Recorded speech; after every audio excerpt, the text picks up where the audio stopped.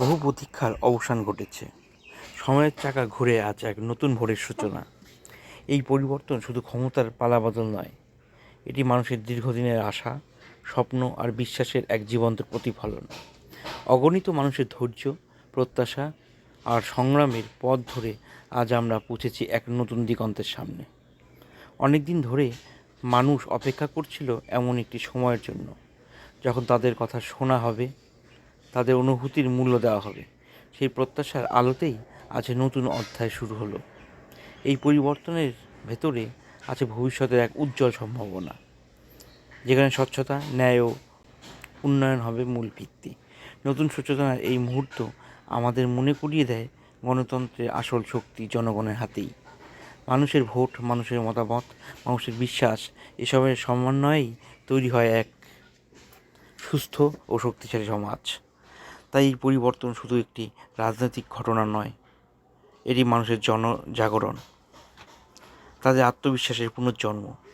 আজকে এই দিনটি আমাদের কাছে দায়িত্বেরও দিন।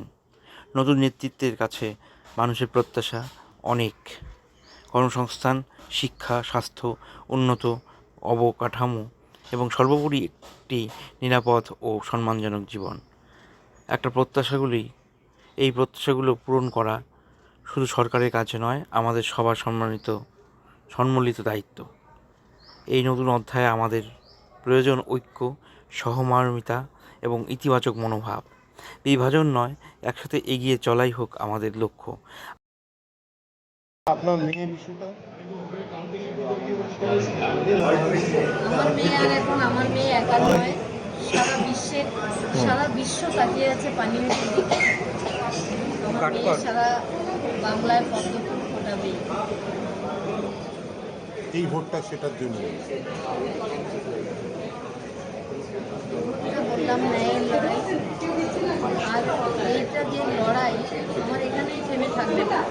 আমি যতদিন বাঁচবো লড়াই আমার থাকবে, কারণ 12 তারিখ আমার কোর্টে হিয়ারিং রয়েছে, ওখানে 10টার সময় আমি এটাও চালাচ্ছি। আমরা যদি সবাই মিলে হাতে হাত রেখে এগিয়ে যেতে হবে, কোনো বাধাই আমাদের থামাতে পারবে না। আসুন আমরা এক নতুন সূচনাকে স্বাগত জানাই আশার আলো, পুরনো ভুল থেকে শিক্ষা নিয়ে নতুন পথের দিকে দৃঢ়ভাবে এগিয়ে যাই। ভবিষ্যৎ আমাদের হাতে, আর সেই ভবিষ্যৎকে সুন্দর করে গড়ে তোলার দায়িত্ব আমাদের সবার। এই পরিবর্তন হোক উন্নয়নের প্রতীক, এই নতুন ভোর হোক সবার জন্য সমান সুযোগ আর সম্মানের বার্তা নিয়ে আসুক। আমরা বিশ্বাস করি আগামী দিনগুলো আরও সুন্দর, আরও সমৃদ্ধ এবং আরও মানবিক হবে। একটি নতুন দিনের আহ্বান। আসুন আমরা সবাই মিলে সেই স্বপ্নকে বাস্তবে রূপ দিই।